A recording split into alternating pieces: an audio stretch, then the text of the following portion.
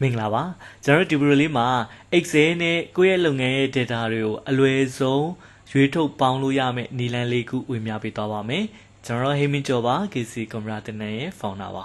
အဲ့တော့ကျွန်တော်လက်တွေ့ file လေးနဲ့တွားပြီးတော့ကြည့်ကြည့်အောင်ပါဒီ file လေးလေ့ကျင့်ဖို့ကျွန်တော်လေ့ကျင့်ခန်း file လေးလည်းတင်ပေးထားတယ်တကယ်လို့စမ်းကြည့်ချင်တယ်ဆိုရင်ဒါလေးတောင်းပြီးတော့စမ်းလို့ရပါတယ်ကိုယ့်ရဲ့လုပ်ငန်းရဲ့ data နဲ့လည်းစမ်းကြည့်လို့ရပါတယ်เนาะအခုဆိုပါစို့ကျွန်တော်ဒီမှာ category ရှိမယ် save ရှိမယ်ပေါ့เนาะcomputer ရောင်းထားတယ်ဒီလောက် tablet ရောင်းထားတယ်ဒီလောက် earphone ရောင်းထားတယ်ဒီလောက်အဲ့မှာ computer ဆိုလဲကျွန်တော်တို့ထက်ကရောင်းထားလေးရှိတယ် earphone ဆိုလဲထက်ကရောင်းထားလေးရှိတယ်ဒါလေးတွေကိုကျွန်တော်ကတစုတည်းအနေနဲ့ computer ကဘယ်လောက်ဖိုးရောင်းရလဲtablet ကဘယ်လောက်ဖိုးရောင်းရလဲ earphone ကဘယ်လောက်ဖိုးရောင်းရလဲဒီလိုလေးတစုတည်းကျွန်တော်ရွေးထုတ်ပြီးတော့ပေါင်းချင်တယ်ဆိုရင်ကျွန်တော်တို့ပေါင်းလို့ရတဲ့နီလန်းလေးတွေအများကြီးရှိတယ်အဲ့ထဲကနေအလွယ်ဆုံးသုံးပြလို့ရတဲ့နီလန်းလေးကိုကျွန်တော်ဒီမှာစုပေးထားပါတယ်အရင်ဆုံးကတော့ filter ပါfilter ကတော့အားလုံးသိကြမယ်ထင်တယ်ဒါလေးကို filter လုပ်ပြီးတော့ computer ဆို computer တည်တံ့ရွေးထုတ်ပြီးကြည့်လို့ရတယ် tablet ဆိုရင်တည်တံ့ရွေးထုတ်ကြည့်လို့ရတယ် filter ကဒါလေးကိုဆက်လက်ပြီးဆော့နဲ့ filter တွေကိုသွား filter ဒီကနေမသွားဘူးဆိုရင်လေဒါကို table တိစောင်းလိုက်လို့လည်းရတယ်เนาะ insert state က table ဆိုလေးသွားmy table have header ဆိုလေးကိုနေပြီးသွားရင် okay လို့ပေးလိုက်ဒါဆိုရင်တော့ကျွန်တော်တို့တစ်ခါလေးတန်းပြီးတော့ရွေးကြည့်လို့ရသွားပြီလေ select all ဖြုတ်တကယ်တမ်းတော့အမျိုးအစားက၄ခုတည်းပဲရှိတယ်ဒါပေမဲ့တစ်ခုထက်နေရဖြစ်တဲ့အတွက်ဒီမှာအများကြီးပေါ်နေတယ်အဲ့လိုအများကြီးမကြည့်ချင်ဘူး computer total ဘယ်လောက်ရှိလဲဆိုတော့သိချင်တယ်ဒီမှာ total row ထုတ်လို့ရတယ်เนาะဒါဆိုရင်ကျွန်တော်တို့ computer ဘယ်လောက်ဖိုးရောင်းထားလဲဆိုတဲ့ total သိရတယ်အဲ့လိုပဲ earphone ဆိုလဲဒီမှာ earphone တစ်ခုတည်းမှန်သွားကြည့် earphone 2တွေကိုသွားကြည့်လို့ရတယ်ဒါလေးကတော့ကျွန်တော် Eurotunnel filter နဲ့ရွေးထုတ်ပြီးတော့ကြည့်တဲ့နေလမ်းမှာဒါကတော့ပုံမှန်အားလုံးသုံးမှုကြမယ်လို့ထင်တယ်နောက်တစ်ခုကဘာလဲဆိုရင် consolidate ပါ consolidate ကိုသုံးပြီးတော့လဲဒီ data လေးတွေကိုတစ်ခါလေးရွေးထုတ်ပြီးတော့ပေါင်းလို့ရတယ်ဘယ်လိုလဲဆိုရင် data တွေကိုသွားမယ် consolidate ဆိုတဲ့နေရာလေးကိုသွားပါမယ်အဖြေလူချင်တဲ့နေရာမှာကာစာချပေးเนาะ consolidate ဆိုတဲ့နေရာလေးကိုသွားပြီးသွားရင်ဒီမှာအရင် file ဟောင်းနေရှိရင်ပြလိုက်เนาะ reference ကျွန်တော်တို့သုံးထည့်ခြင်းတဲ့ function လေးက sum ပေါင်းပေးပါ reference ဘာတွေကိုပေါင်းပါလဲဆိုရင်ကျွန်တော်ဒီကနေစမယ် category ကနေစပြီးတော့အကုန်လုံး select ပေးလိုက်မယ်ဘာလေးတော့ခြံခဲ့မလဲဆို total လေးခြံခဲ့လိုက်မယ်เนาะပြီးသွားရင် add လို့ထည့်လိုက်မယ်သူ့ကိုဘာလုပ်ချင်တာလဲဆိုရင်ပေါင်းချင်တယ်ပေါင်းဖို့အတွက်အဖြေလိုချင်တဲ့အခါမှာ top row ရော left column နှစ်ခုလုံးယူပါမယ် top row ဆိုတာဒီကောင်လေး left column ဆိုတာဒီကောင်လေး okay လို့ပေးလိုက်ဒါဆိုရင်ဒီခုနကတော့ကျွန်တော်တို့တွက်ထားတဲ့အဖြေတွေအကုန်လုံးဒီမှာလာပြီးတော့စုပေးလိမ့်မယ်ဒီမှာ auto sum လေးနဲ့ပြန်သွားပေါင်းကြည့်လိုက်ဒီအဖြေလေးပဲပြင်ရလိမ့်မယ်ဒါဆိုရင်ဒီဘက်ပုံမှန်အစောပိုင်းတော့ filter ဆိုရင်ကျွန်တော်တို့တစ်ခုချင်းစီသွားပြီးတော့စုကြည့်မှအဖြေတစ်ခါတည်းထွက်တယ်အခုဒီမှာဆိုရင်တော့ consolidate ဆိုရင်တော့တစ်ခါတည်းတန်းပြီးတော့ကြည့်လို့ရပြီ computer က total ဘယ်လောက်ဘူးရောင်းထားလဲ tablet က total ဘယ်လောက်ဘူးရောင်းထားလဲဆိုတာလေးကိုတန်းပြီးတော့မြင်လို့ရတယ်မှန်လားလို့သွားစစ်ကြည့်မယ် computer က3136ခွန်နဲ့ဟုတ်လားလို့ဒီမှာသွားပြီးတော့စစ်ကြည့်မယ် computer လေးပဲအမှန်ချစ်3136ခွန် okay ဒါဆိုရင်မှန်သွားပြီเนาะကျွန်တော်လေးထပ်ပြီးတော့တိုက်စစ်ကြည့်လို့ရတယ်အဖြေကကိုက်နေပါလိမ့်မယ်ဒါက console နောက်တနည်းပေါ့เนาะ consolidate ကိုသုံးပြီးတော့ကိုလိုချင်တဲ့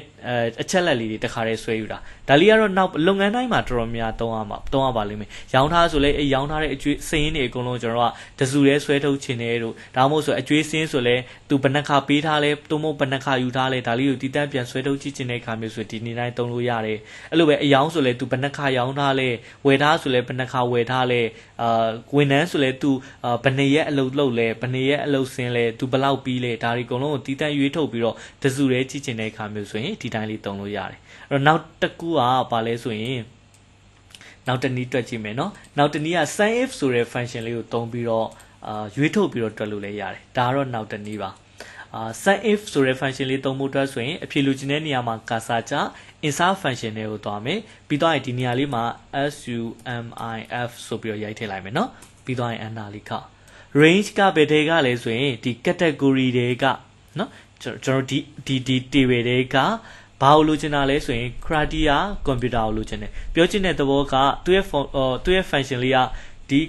category အားလုံးထဲက computer ဆိုတာလေးရွေးထုတ်ပေးပါရှာပေးပါပြီးသွားရင်အဲ့ဒီအရာတွေရဲ့ဘာလို့လိုချင်တာလဲဆိုရင် total ကိုလိုချင်ပါတယ်ဒီမှာ sum range ဆိုတဲ့နေရာမှာ sales ကိုသွားပြီးတော့ပေးပါမယ် okay လို့ပေးလိုက်ဒါဆိုရင်ဒီအဖြေလေးပဲတစ်ခါတည်းတန်းရပါလိမ့်မယ်နောက်တစ်ခေါက်ပြန်ပြမယ်เนาะ insert function တွေကိုသွား save ဆိုတာလေးကိုနှိပ်မယ် range ဆိုတဲ့နေရာမှာ category ကို select လေးပြီး criteria ဘာလို့လိုချင်တာလဲဆိုရင် computer ကိုလိုချင်တယ် sum range ကတော့ဒီ sales တဲကပါဒီ ဒီမှာ data ထပ်တူရှော့လုပ်သွားတဲ့အများဒီ gain ကနန်းလေးတွေကလည်း auto လိုက်ပြီးတော့ပြောင်းနေပါလိမ့်မယ်ပြီးသွားရင် okay လို့ပေးလိုက်ပါမယ်ပြီးသွားရင် output တွေကြတော့တစ်ခါတည်းဆွဲချလိုက်လို့ရတယ်အဖြေ total က auto sum ကိုနှိပ်ပြီးတော့တစ်ခါတည်းပေါင်းလို့ရတယ်okay ဒါဆိုရင် filter သုံးတာလည်းတည်သွားပြီ consolidate သုံးတာလည်းတည်သွားပြီ sum if ကိုသုံးပြီးတော့တွက်တာလေးလည်းရသွားပြီနောက်တစ်ခုကကျွန်တော်တို့ pivot table ကိုသုံးပြီးတော့လည်းလိုချင်တဲ့အဖြေလေးကိုဆွဲထုတ်လို့ရတယ်ဘယ်လိုလဲဆိုရင် insert table ကိုသွားပြီးသွားရင် pivot table ဆိုတာလေးကိုနှိပ်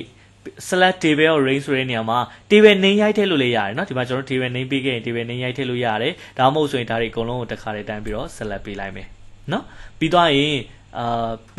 ဒီမှာ existing word ရှိလား new word ရှိလားလို့မေးတဲ့အချိန်မှာကျွန်တော်တို့ existing ဒီနေရာလေးမှာပဲအဖြေထုတ်ချင်ပါတယ်ပြီးသွားရင် okay လို့ပေးလိုက်ပါမယ်ပြီးတော့ဒီမှာတစ်ခါလေးဆွဲထည့်လို့ရတယ် category က row နေရာမှာဆွဲထည့်မယ်ဒီဘက် row ဒီလိုလေးပြမှာမလို့เนาะsales ကိုကြတော့ value နေရာမှာဆွဲထည့်လိုက်မယ်ဒါဆိုတစ်ခါလေးတန်းပြီးတော့အဖြေလေးထွက်လာလိမ့်မယ်ဒါလေးပိတ်လိုက်လို့ရသွားပြီဒါလေးကိုအပေါ်တစ်ခွက်လောက်ထပ်တို့ဒီအဖြေပဲထွက်လာမှာပါเนาะ okay အခုဒီမှာ filter ကိုတုံးပြီးတော့ကိုလိုချင်တဲ့ data လေးတွေကို filter ကတော့တစ်ခုချင်းစီသွားထောင်းမှာပဲရမယ် consolidate ကတော့တစ်ခါတည်းဆွဲပြီးတော့ယူလို့ရတယ်ပြီးတော့ sum if ကတော့ function ရေးပြရတယ် pivot table ကတော့အလွယ်တကူတစ်ခါတည်းဆွဲပြီးတော့ထုတ်လို့ရတယ်အဲ့တော့ကိုကြိုက်တာလေးတုံးလို့ရတယ်သူတို့ရဲ့ကွာခြားချက်ကလေးတွေက consolidate ဆိုရင်ကျွန်တော်တို့ data မပြောင်းတော့ဘူးခုဆိုပါစို့ကျွန်တော်ဒီမှာ computer က8489ဖြစ်နေတယ်အဲ့ဒါလေးကိုသူကျွန်တော်တို့ဒီမှာ8489မဟုတ်ဘူးဒေါ်လာ9000ပို့ရောင်းရတယ်ဆိုရင်ဒီမှာ9000လို့ရောင်းလိုက်တာနဲ့ဒီဘက်က data လေးကသွားပြီးတော့ဒီ data လေးကသွားပြီးတော့ပြောင်းလိုက်မယ် sorry ဟုတ်တယ်ဒီမှာဒီ data လေးကသွားပြီးတော့ပြောင်းတယ်ဒီမှာမပြောင်းသေးဘူးဒီမှာမပြောင်းတာကတော့ဘာလို့ရလဲဆိုကျွန်တော် refresh လုပ်လို့ရတယ်pivot table analyze တွေက refresh လုပ်လိုက်တာနဲ့ဒီမူရင်း data ပြောင်းသွားတယ် refresh လုပ်လိုက်ရင်ဒီမှာပြောင်းတယ်ဒါပေမဲ့ဒီ consolidate မှာတော့မပြောင်းချင်တယ်ဆိုတည်တံ့ပြန်ပြီးတော့တစ်ခေါက်ပြန်လုပ်ပြရတယ်အဲ့တော့ကိုကြိုက်တာလေးသုံးလို့ရပါတယ်เนาะ auto interactive ဖြစ်ချင်တယ်ဒီဘက်ပြောင်းလိုက်တာနဲ့ဒီဘက်မှာတစ်ခါလေးတန်းပြောင်းချင်တယ်ဆိုရင်အလွယ်ဆုံးကတော့ကျွန်တော်ဒီလို pivot table လေးသုံးဒါမှမဟုတ်ဆိုရင်ဒီလို table အလိုက်ကြီးမပါချင်ဘူးကိုလိုချင်တဲ့ data တစ်ခုချင်းစီဆွဲထုတ်ပြီးရွေးထုတ်ပြီးတော့သုံးချင်တယ်ဆိုရင် sum if ဆိုတာလေးသုံးဒါမှမဟုတ်ဆိုရင်ဒီ data တွေမပြောင်းလဲတော့ဘဲနဲ့အဖြစ်တစ်ခါလေးတန်းထွက်ပြီးတော့သုံးချင်တယ်ဆိုရင် consolidate ကိုသုံးမဟုတ်ဘူးကြည့်အောင်ပဲကြည့်ဖို့အတွက်ဆိုရင် filter လောက်ပဲသုံးချင်တယ်ဆိုရင်သုံးလို့ရပါတယ်okay ဒါဆိုရင်ဒီနီလန်းလေး၄ခုကိုသုံးပြီးတော့ကိုလိုချင်တဲ့ data လေးတွေကိုရွေးထုတ်ပြီးတော့ပေါင်းလို့ရတဲ့နီလန်းလေးနားလဲလောက်မယ်လို့တော့ထင်တယ်ကျိုးရှိလောက်မယ်လို့လည်းထင်ပါတယ်အဲ့တော့တကယ်လို့ဒီ video လေးကကိုအတွက်အကျိုးရှိခဲ့တယ်သုံးဝင်ခဲ့တယ်ဆိုရင်ဒီ video လေးရဲ့ comment မှာ yes လို့ရေးပေးသွားပါအောင်နောက်နေ့တွေမှာလည်းအားလုံးအတွက်အကျိုးရှိစေမယ်သင်ခန်းစာလေးတွေကျွန်တော်စူးစမ်းပြီးတော့ဝေမျှပေးသွားပါမယ်အားလုံးမင်္ဂလာရှိတဲ့နေ့ရက်လေးဖြစ်ပါစေခင်ဗျာ